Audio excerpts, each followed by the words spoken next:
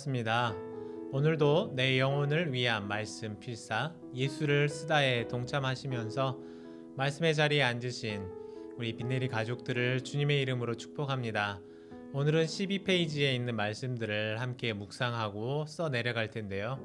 먼저 오늘 써 내려갈 말씀을 읽도록 하겠습니다. 요한복음 1장 38절입니다.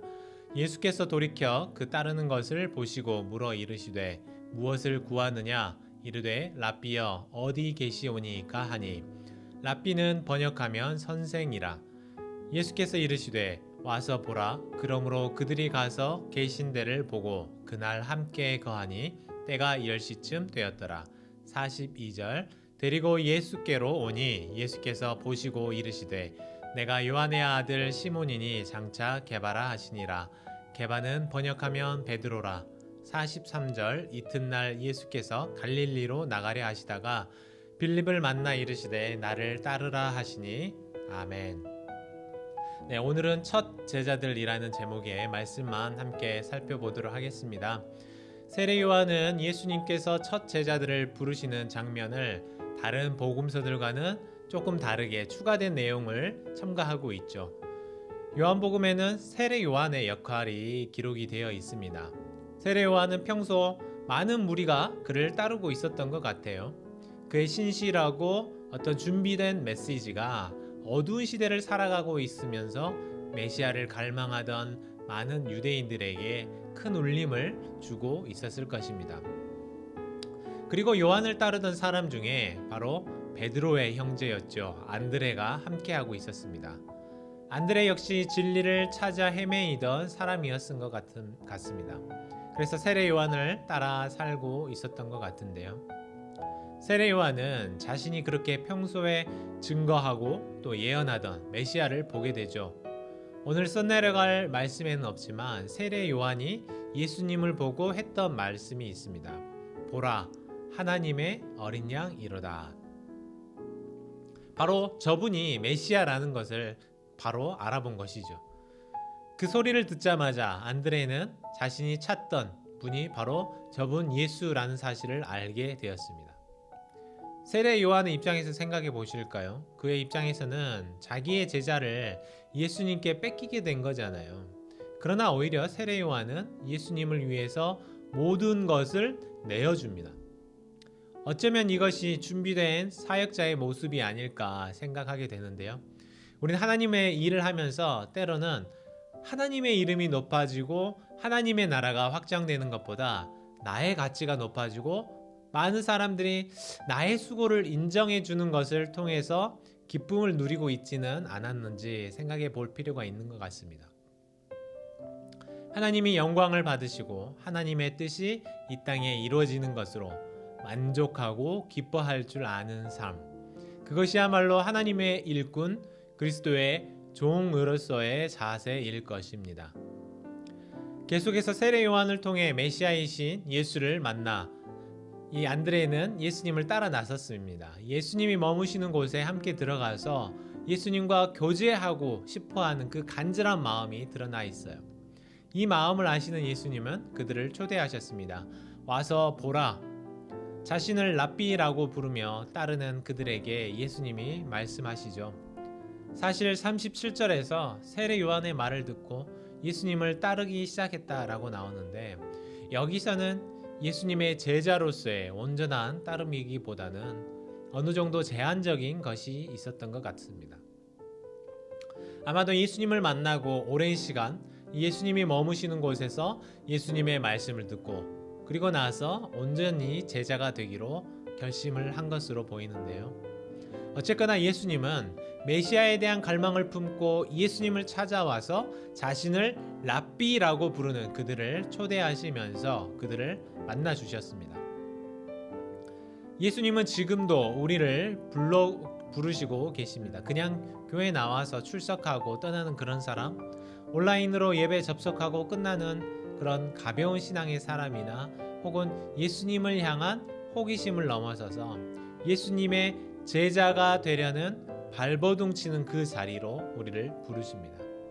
혹시 우리가 아직도 교인이라는 이름, 또 기독교인이라는 이름에 만족하며 살고 있지는 않습니까?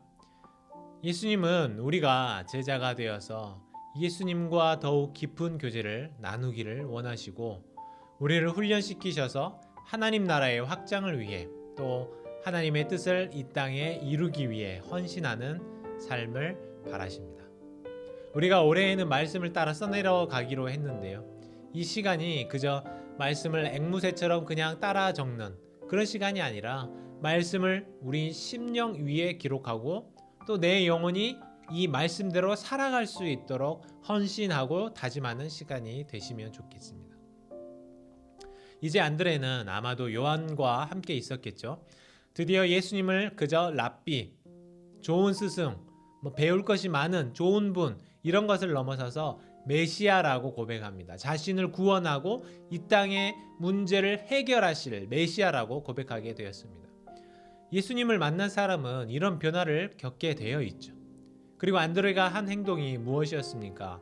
메시아를 만난 그 감동, 감격을 자기 혼자 누리는 것에서 끝나지 않고 그것을 전달하는 사람이 되었습니다. 바로 자기 형제 시몬 베드로를 찾아 나선 것이죠. 이것은 매우 역사적인 순간입니다. 물론 안드레, 요한 이런 사람들 예수님의 제자로서 중요한 역할들을 했지만 이제 앞으로 초대교회의 생성과 또 확장을 위해 절대적인 역할을 하게 될 베드로를 예수님이 만나게 되기 때문입니다. 그런데 사도 요한이 기록한 이 42절의 이 만남의 장면은 참 담백해요. 뭔가 극적인 묘사도 없어 보입니다. 그러나 놓치면 안 될 아주 중요한 말씀이 여기 속에 담겨 있어요. 예수님이 베드로를 보시고 하신 것은 바로 시몬의 이름을 바꿔주신 것이죠. 여기서 게바라는 말은 유대인들이 쓰던 아람어였고 베드로는 헬라어입니다. 이 단어의 의미는 둘 다 바위, 반석 이런 뜻이에요. 사실 복음서 안에 기록된 이 베드로의 이미지를 생각해 보면 전혀 어울리지 않는 이름이라는 것을 잘 아실 것입니다. 베드로는 바위처럼 단단하고 반석처럼 흔들리지 않는 이 견고한 캐릭터의 사람은 아니었습니다.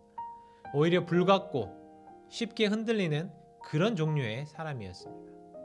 그럼에도 예수님은 자신의 죽음과 부활 이후에 베드로가 어떻게 달라지고 초대교회를 위해 어떤 역할을 할지 너무나도 잘 알고 계셨기 때문에 그에게 이런 삶을 살게 될 것임을 바로 이 이름 속에 지어서 녹여주신 것입니다. 이처럼 예수님은 우리의 삶을 모두 아시고 꿰뚫어 보시고 인도하시는 분이십니다. 베드로는 자신의 이름이 베드로라고 바뀌게 되면서 아마 많은 생각을 했을 것 같습니다. 왜 내가 반석인가? 나에게 이런 이름이 합당한가? 많은 고민을 했겠죠. 그러나 시간이 지나서 예수님의 의도를 파악했을 때에 그의 새로운 이름은 이제 그의 인생을 뒷받침하는 것이 되었을 것입니다. 오늘도 예수님은 우리를 부르시고 또 인도하십니다. 우리의 인생이 어떻게 흘러갈지 누구보다도 잘 아시고 기대하시는 우리 주님께 내 삶을 내어 맡기고 주님의 인도하심을 신뢰하며 사는 저와 여러분 되시기를 바랍니다. 그래서 오늘 말씀을 써내려가면서 마지막으로 이렇게 기도하셨으면 좋겠습니다. 우리가 성경을 기록하면서 이 말씀이 우리의 심령 위에 기록되게 하시고 이 말씀 따라 살게 하옵소서. 그리고 우리의 속사람까지도 모두 아시는 주님께 나의 삶을 내어 맡기게 하여 주옵소서. 함께 기도하겠습니다.